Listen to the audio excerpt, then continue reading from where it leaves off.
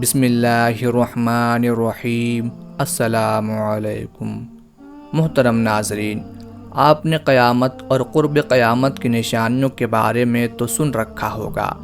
علماء کی اکثریت کے مطابق قیامت کی بیشتر نشانیاں پوری ہو چکی ہیں، جن میں بے حیائی کا فروغ، اونچی اونچی عمارتیں بنانے میں فخر محسوس کرنا اور ٹیکنالوجی کا راج وغیرہ شامل ہیں، اور ان جیسی اور بھی بے شمار نشانیاں پوری ہو چکی ہیں۔ لیکن کیا آپ جانتے ہیں کہ قرب قیامت کی نشانیوں میں سے ایک اور نشانی یہ بھی ہے کہ کوئی بدبخت شخص خانہ کعبہ پر حملہ کرے گا اور شعائر اللہ یعنی اللہ کی نشانی کعبہ کو گرا دے گا۔ اس نشانی کا ذکر ہمیں حضور نبی کریم صلی اللہ علیہ وآلہ وسلم کی حدیث سے آسانی سے ملتا ہے۔ آج کی اس ویڈیو میں ہم حدیث نبوی صلی اللہ علیہ وآلہ وسلم کی روشنی میں بتائیں گے کہ کعبہ کو گرانے والا شخص کون ہوگا، کس نسل سے ہوگا، اور اس بدبخت آدمی کا ساتھ کون کون دے گا۔ ناظرین گرامی، بے شک کعبۃ اللہ بے شمار فضیلتوں کا مالک ہے۔ جب تک یہ قائم ہے دنیا باقی ہے، جب اس کو گرا دیا جائے گا تو دنیا تباہ و برباد ہو جائے گی اور قیامت برپا ہو جائے گی۔ قرب قیامت میں ایک بدبخت حبشی خانہ کعبہ کو گرا دے گا، جس کے فوراً بعد قیامت قائم ہو جائے گی۔ اسے آخری زمانے میں ایک کالا حبشی شخص منہدم کرے گا، جس کا نام ذو السویقتین یعنی دو چھوٹی پنڈلیوں والا ہوگا۔ اس کا یہ نام اس کی پنڈلیوں کے چھوٹے اور باریک ہونے کی وجہ سے ہوگا۔ وہ کعبہ کے ایک ایک پتھر کو گرا دے گا، اس کے علاوہ غلاف کو اتار دے گا اور اس کے زیورات کو لوٹ لے گا، اور اس کا ذکر ہمیں بہت سی احادیث میں ملتا ہے۔ حضرت عبداللہ بن عمر رضی اللہ تعالی عنہ سے روایت ہے کہ نبی کریم صلی اللہ علیہ وآلہ وسلم نے فرمایا کہ اہل حبشہ کو چھوڑے رہو جب تک وہ تمہیں چھوڑے ہوئے ہیں، کیونکہ کعبہ کے خزانے کو ذو السویقتین حبشی کے کوئی اور نہیں نکالے گا۔ ایک اور جگہ آپ صلی اللہ علیہ وآلہ وسلم نے فرمایا کہ چھوٹی پنڈلیوں والا ایک حبشی خانہ کعبہ کو گرا دے گا، جبکہ بخاری شریف میں یہ بھی ہے کہ گویا میں اسے دیکھ رہا ہوں کہ وہ کالا اور چوڑی ٹانگوں والا ہے، کعبہ کے پتھر اکھاڑ اکھاڑ کر پھینک رہا ہے۔ ناظرین گرامی، آپ صلی اللہ علیہ وآلہ وسلم نے اس شخص کا مزید حلیہ بتاتے ہوئے فرمایا کہ اس کے سر پر بال نہیں ہوں گے، جوڑوں میں ٹیڑھا پن ہوگا، ایسا محسوس ہوگا جیسے اپنی جگہ سے ہٹے ہوئے ہیں۔ مزید فرمایا کہ یہ شخص پھاوڑے سے خانہ کعبہ کو گرائے گا۔ پھاوڑا لوہے کا ایک آلہ ہے جو زراعت میں استعمال ہوتا ہے، لوہے کا ایک ایسا آلہ جس سے پتھروں میں کھدائی کی جاتی ہے۔ نبی کریم صلی اللہ علیہ وآلہ وسلم نے اپنے ایک ارشاد میں فرمایا کہ ایک وقت آئے گا جب اس گھر کی حرمت کو اس میں رہنے والے ہی پامال کر دیں گے۔ حضرت ابو ہریرہ رضی اللہ تعالی عنہ سے روایت ہے کہ رسول اللہ صلی اللہ علیہ وآلہ وسلم نے فرمایا کہ ایک شخص، جس شخص سے مراد امام مہدی ہیں، ان کی حجر اسود اور مقام ابراہیم کے درمیان بیعت کی جائے گی۔ اس گھر کی حرمت کو اس کے رہنے والے ہی پامال کریں گے، اور جب ایسا ہوگا تو پھر عربوں کی ہلاکت اور بربادی کے بارے میں پوچھا نہ جائے گا۔ پھر حبشہ سے ایک لشکر آئے گا جو کعبہ کو تباہ و برباد کر دے گا۔ اس تباہی کے بعد پھر اللہ کا یہ گھر کبھی آباد نہ ہو سکے گا، یہی لوگ اس کا خزانہ بھی نکال کر لے جائیں گے۔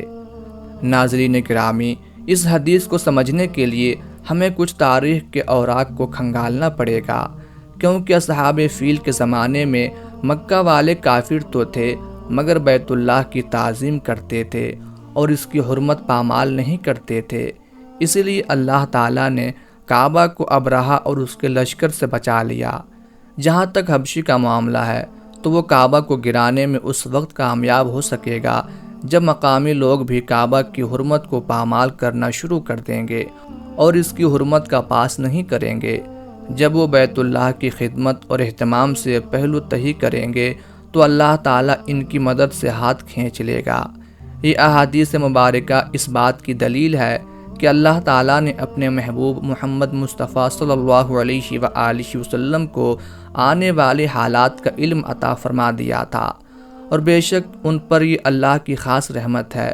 یہ بھی معلوم ہوا کہ اللہ تعالیٰ نے ہمارے نبی کریم صلی اللہ علیہ وآلہ وسلم کو بے شمار علوم عطا کیے ہیں جن کا ادراک ہمارا چھوٹا سا ذہن کبھی نہیں کر سکتا۔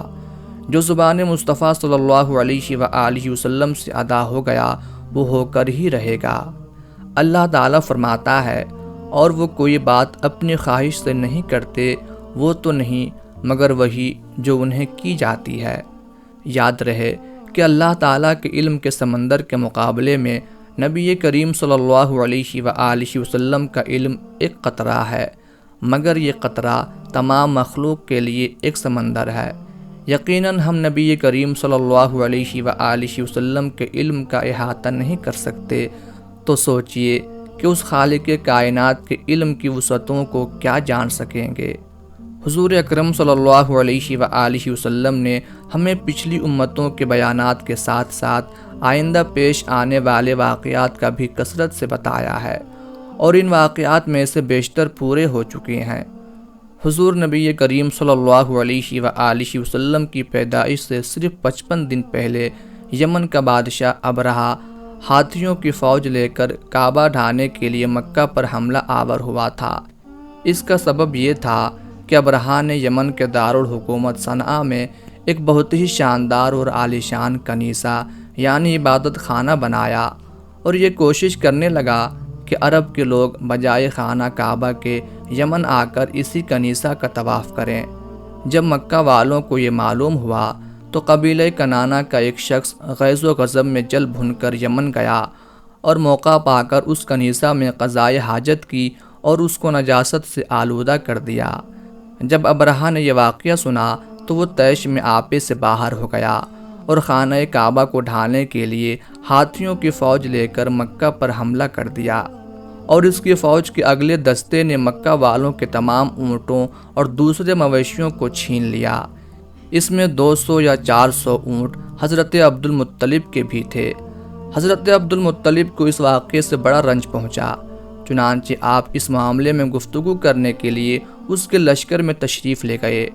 جب ابرہہ کو معلوم ہوا کہ قریش کا سردار اس سے ملاقات کرنے کے لیے آیا ہے تو اس نے آپ کو اپنے خیمے میں بلایا، اور جب حضرت عبد المطلب کو دیکھا کہ ایک بلند قامت، روبدار اور نہایت ہی حسین و جمیل آدمی ہے جن کی پیشانی پر نور نبوت کا جاہ و جلال چمک رہا ہے، تو صورت دیکھتے ہی ابرہہ مرعوب ہو گیا اور بے اختیار تخت شاہی سے اتر کر آپ کی تعظیم و تکریم کے لیے کھڑا ہو گیا اور اپنے برابر بیٹھا کر آنے کی وجہ دریافت کی۔ حضرت عبد المطلب نے جواب دیا کہ ہمارے اونٹ اور بکریاں وغیرہ جو آپ کے لشکر کے سپاہی ہانک لائے ہیں، آپ ان سب مویشیوں کو ہمارے سپرد کر دیجئے۔ یہ سن کر ابرہہ نے کہا کہ اے سردار قریش، میں تو یہ سمجھتا تھا کہ آپ بہت ہی حوصلہ مند اور شاندار آدمی ہیں، مگر آپ نے مجھ سے اپنے اونٹوں کا سوال کر کے میری نظروں میں اپنا وقار کم کر دیا ہے۔ اونٹ اور بکریوں کی حقیقت ہی کیا ہے؟ میں تو آپ کے کعبہ کو توڑ پھوڑ کر برباد کرنے کے لیے آیا ہوں۔ آپ نے اس کے بارے میں کوئی گفتگو نہیں کی۔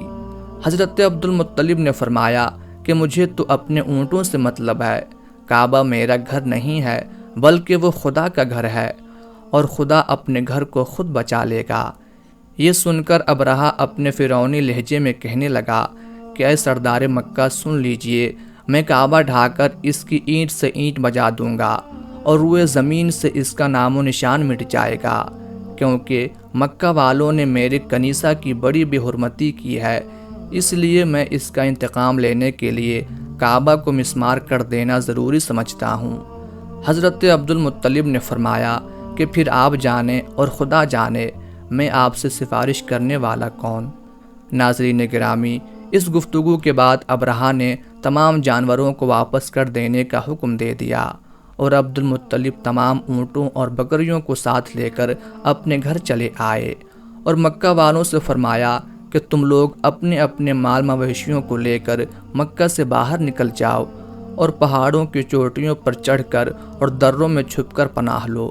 مکہ والوں سے یہ کہہ کر پھر خود اپنے خاندان کے چند آدمیوں کو ساتھ لے کر خانہ کعبہ میں گئے اور دروازے کا حلقہ پکڑ کر انتہائی بے قراری اور گریہ وزاری کے ساتھ اس طرح دعا مانگنے لگے کہ اے اللہ، بے شک ہر شخص اپنے گھر کی حفاظت کرتا ہے، لہٰذا تو بھی اپنے گھر کی حفاظت فرما اور صلیب والوں اور صلیب کے پجاریوں کے مقابلے میں اپنے اطاعت شعاروں کی مدد فرما۔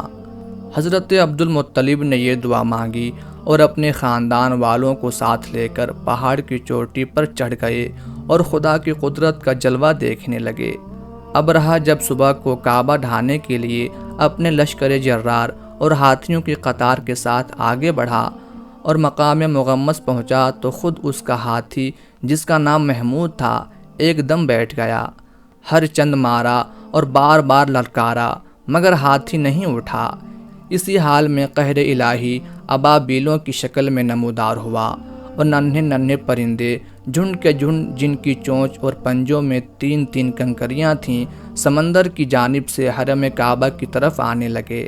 ابابیلوں کے ان لشکروں نے ابرہہ کی فوجوں پر اس زور و شور سے سنگ باری شروع کر دی کہ آن کی آن میں ابرہہ کے لشکر اور اس کے ہاتھیوں کے پرخچے اڑ گئے۔